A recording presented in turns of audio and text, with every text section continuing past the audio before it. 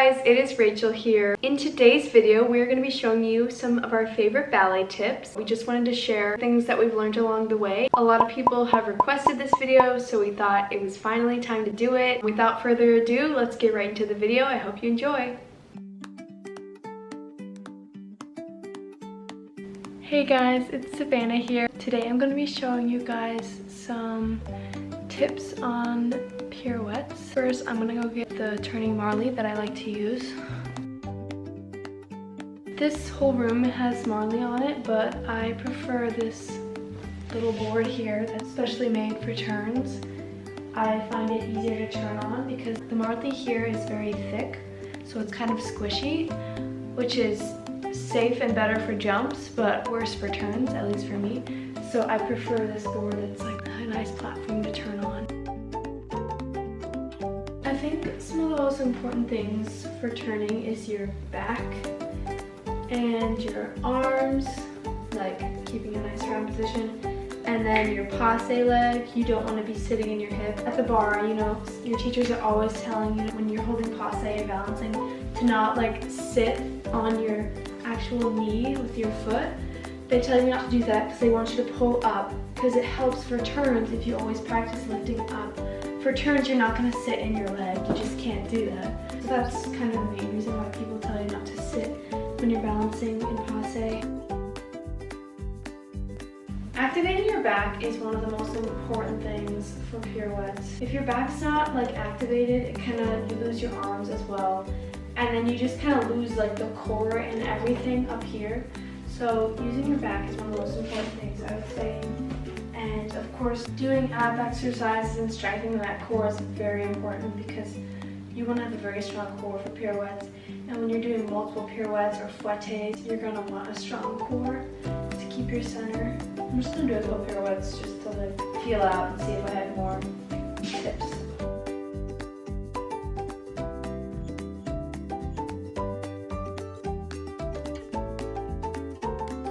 Also, you don't want to wind up big. Like some people like to do a big wind up before, which is technically incorrect. So you don't want to do that for one. But you do want a little bit of like momentum. So all the momentum you're going to want is from second to first. I like to do that. Some people go from here. Some people just go from here straight to here. I don't like to do that. I always like to do second because it gives you that extra force. Another really important thing is to always practice finishing. Even if you fall out of your turn, make sure you finish. You always want to try and finish as hard as you possibly can because you want to build good habits for when you're performing and something doesn't go right, that you're able to like pull out of it and land and just like finish it and make it look nice. So always strive for finishing your pirouettes. Don't ever fall out of it if it's just not working and you just give up.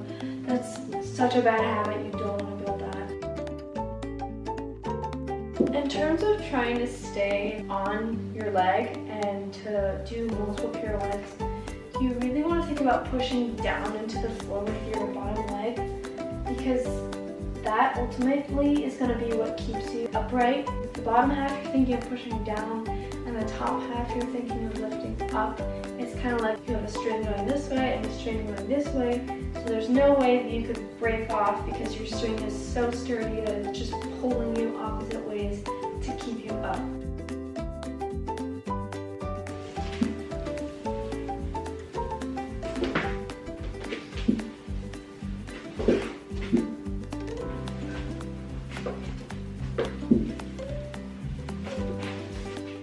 Hopefully some of this stuff helped you. Comment down below like if anything does. And yeah, we look forward to seeing you guys at the next one.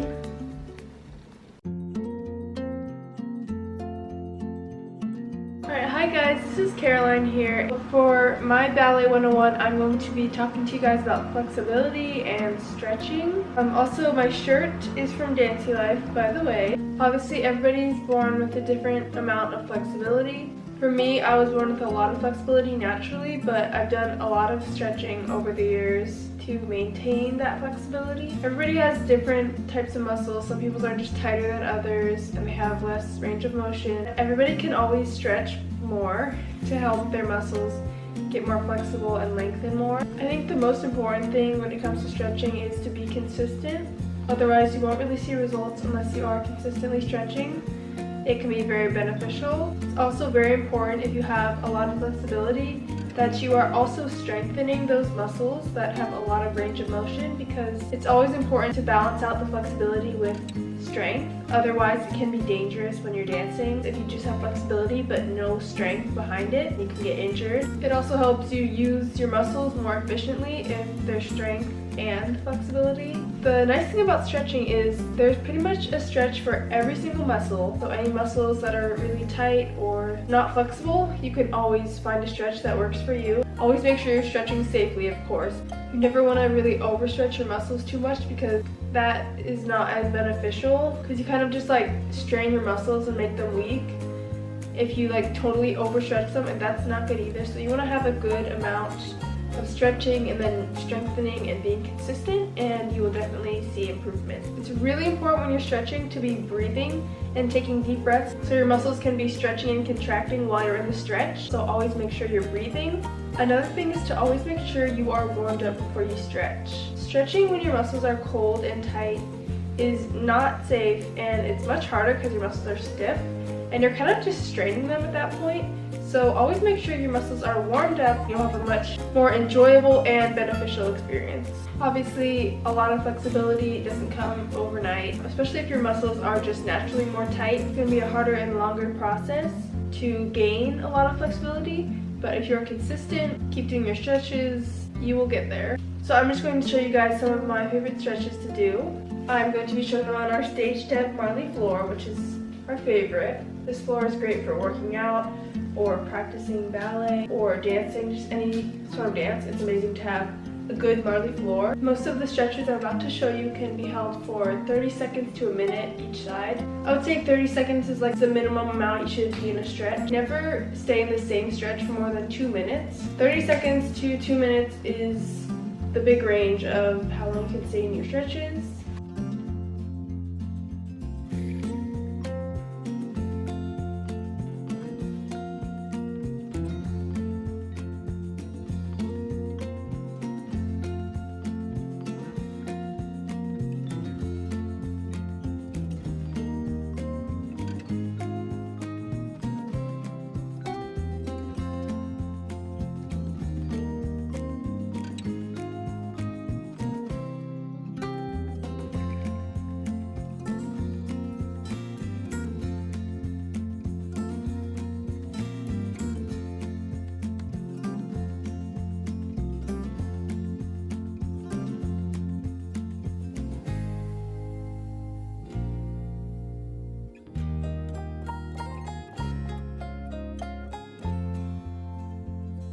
Hope you guys enjoyed this segment and learned some new things. If you have any questions, feel free to comment them. Make sure to keep stretching and you will see results.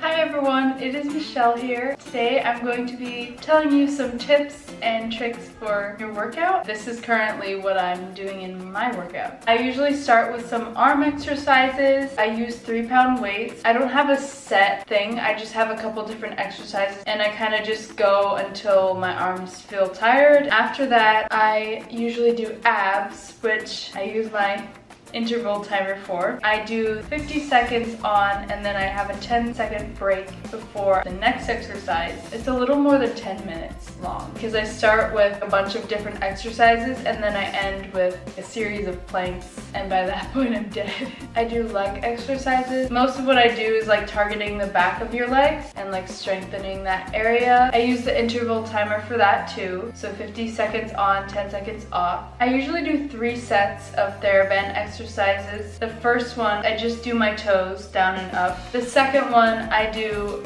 the full foot all the way down and all the way up. And then the third set, I do the toes again. You should feel it under your arch there. It really works all those little muscles in your feet and gets them nice and strong. I do back-up exercises. It's a little bit harder than regular back-ups. You can't really use your arms to help you so much. I feel like it helps with both posture and your back. It's like working all of your upper body. I usually do 30 of those. Then after that, I do over splits. I do 2 minutes with my right leg front, then 2 minutes in the middle split, and then same thing on the left side. After that, I do 2 minutes with my right leg bent and my left leg behind straight. I think it's called pigeon. After that, I'm done. I think it's important to do your workout a lot. You don't want to do the same thing too much. I would say if you want to do the same routine every day, only do it for a couple days and then have a break from it. Another thing you can do is have 2 different workouts. You can do the first one Monday, Wednesday, Friday.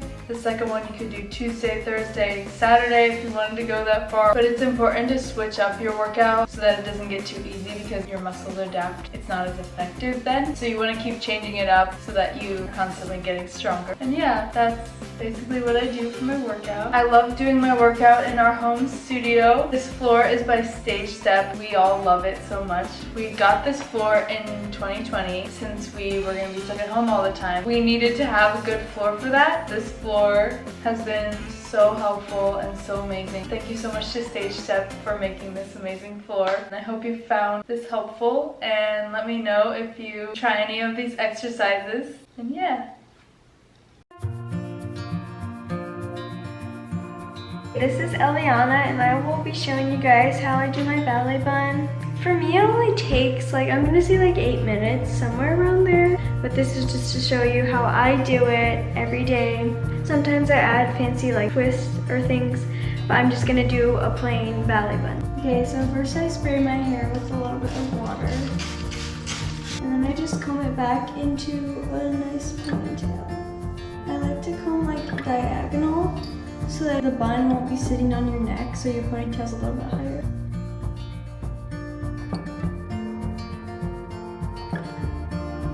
I use 3 ponytails because I like my hair to be extra tight. And I wrap it around 3 times.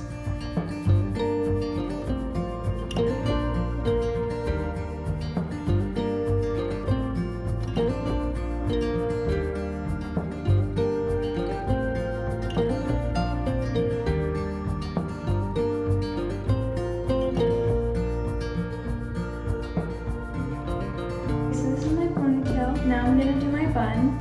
I do 2 strands. I start twisting it, and then I'm just gonna bobby pin it around as I go.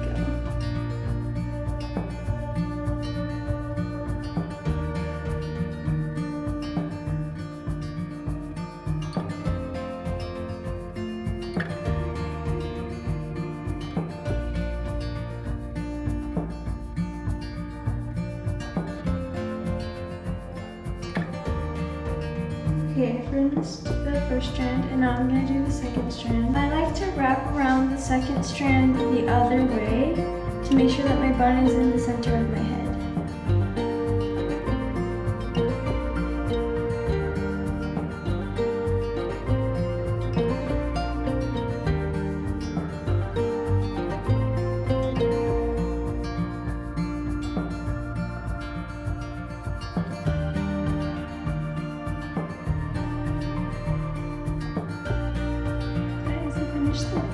These are all the things I use when I'm doing my bun. I use this spray bottle with just water. I usually don't put on hairspray or gel unless it's a performance or an exam. So when I do, I use this gel or this hairspray. I just use a brush and a comb and a couple bobby pins. Also for hair nets, I only use them for a performance or an exam. These are the ones I use from Block. That's it. Today I'm going to be talking all about pointe shoes. I have been on pointe for a while, and I'm going to share with you some of my favorite tips and tricks. Today we're going to be sewing up a brand new pair of pointe shoes. I'm also going to be breaking them in. This is the Nikolai brand. I wear the Nova shoe. We're just going to open it right up. Right now they are brand new right out of the bag. They're pretty hard right now. The first thing I do when I get a new pair of pointe shoes is I'll rip off the stickers here on the inside. because I don't need those on the inside of my shoe. I'm going to grab a pen. I always label my shoes. I think it's super important, but before I do that, I'm just going to try them on my feet. The funny thing about pointe shoes is they don't come right and left. You have to decide for yourself. I know some people who don't label their shoes, and that's perfectly fine. Once you start wearing the shoe, it really kind of molds to your foot. That's why I label mine, so I know which one is which.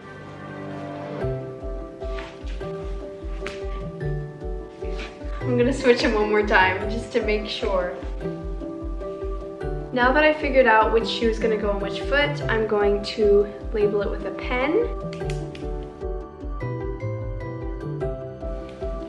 This is what they look like now. Inside, I'll just put R or L for right and left, and then I also like to put my last name in case I lose them like at my dance studio. They'll know whose shoes they are, and it's just something that I've always done. Pointe shoes can cost anywhere from $60 to over $100. Some dancers will go through their shoes in a week or less, or one performance. Right now, since I'm a student, I don't go through shoes as fast because I don't have as many rehearsals and performances. I would say I go through probably about a pair a month.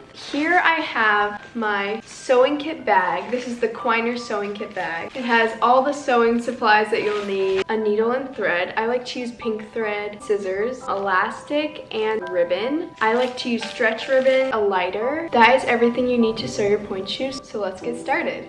We are going to start with our thread. I'm just going to put my needle through. I'm going to take my scissors, and now I have my thread and my needle. I'm just going to tie a knot at the end, and then we're going to start sewing on our elastic. Before I sew it onto the shoe, I'm just going to use my lighter to make sure that there's no frizz or fuzz hanging out. And now I'm going to start sewing it onto my right shoe. I'm just going to place it here on the inside. I like to do it pretty close to the heel, just because I feel like it keeps my shoe on better. Now that I made it to the end, I'm just going to knot it at the bottom. I just sewed on the elastic onto the bottom of my shoe, and now I'm just going to place it on my foot. The way I'm going to measure this is just by pulling it over my ankle. I'm going to do the same thing with the lighter so it doesn't fray. Now we're just going to sew the rest of this on to the other side so it makes a nice little loop like this.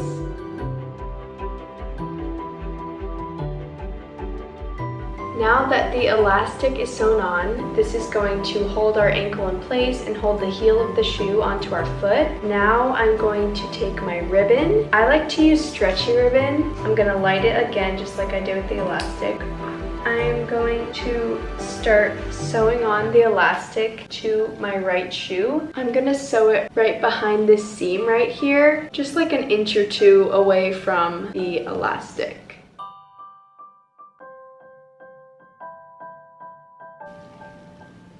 Now that I sewed on my ribbon, I'm going to put the shoe on.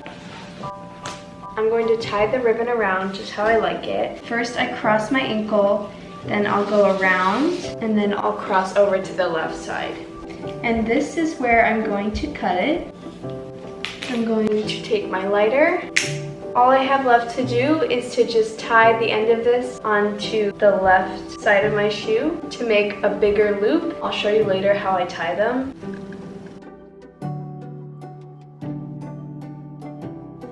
My right shoe is done with the sewing. As you can see here, we have our elastic loop, then we have our ribbon loop. We're just going to repeat this whole process on the left shoe. Both of my shoes are now finished. The next thing that I have to do is break them in.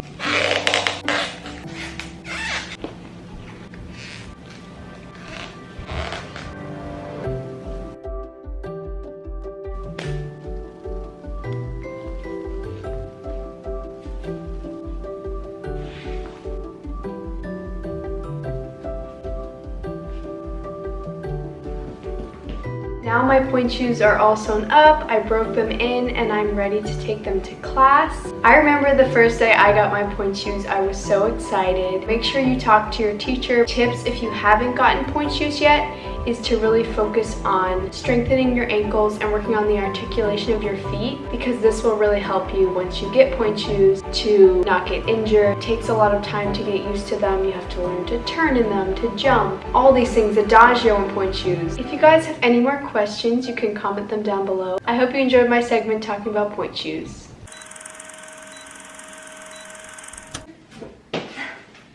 Don't fall out of your pirouettes like me.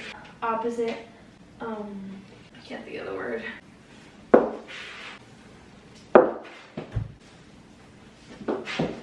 No, this pole thing is so annoying. It's like right in the way.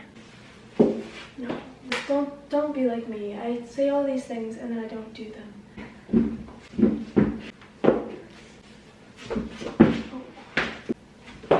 No.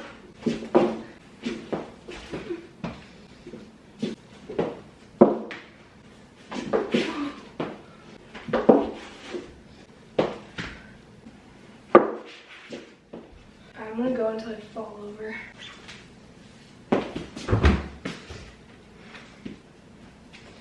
I'm done. I'm so done. As hard as I try, I am still quite inconsistent, which is kind of normal. Like everybody, I don't even know how to say this, guys. Okay, you want to be part of the video?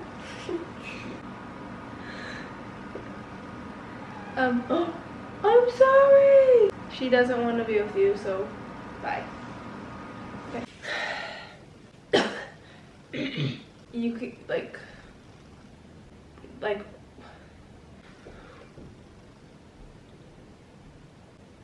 warming. I mean, wait.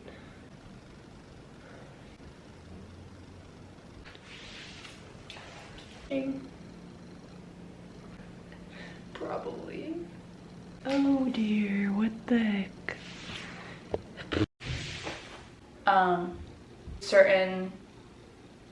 Certain things. This is hard. I don't know how to explain this. I have chocolate on my lip. When I do that, oh, well, yeah. I don't know how I'm gonna explain this. I don't know what I'm saying here. Woo!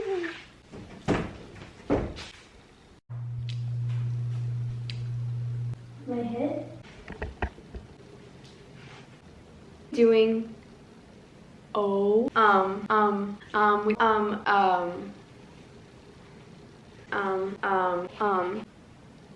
probably need another camera, bros. That don't label their I know some people that don't label the only was easier. Or like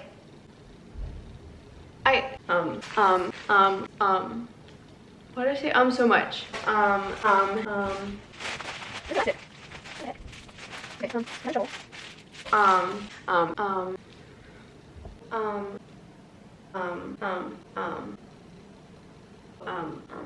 gonna stop this camera. Ankle.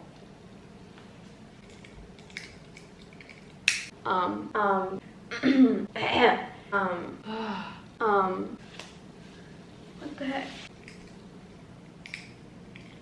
All I have left to do Is put on my sock. I also wrote on the, okay, you know, whatever. Señorita. What?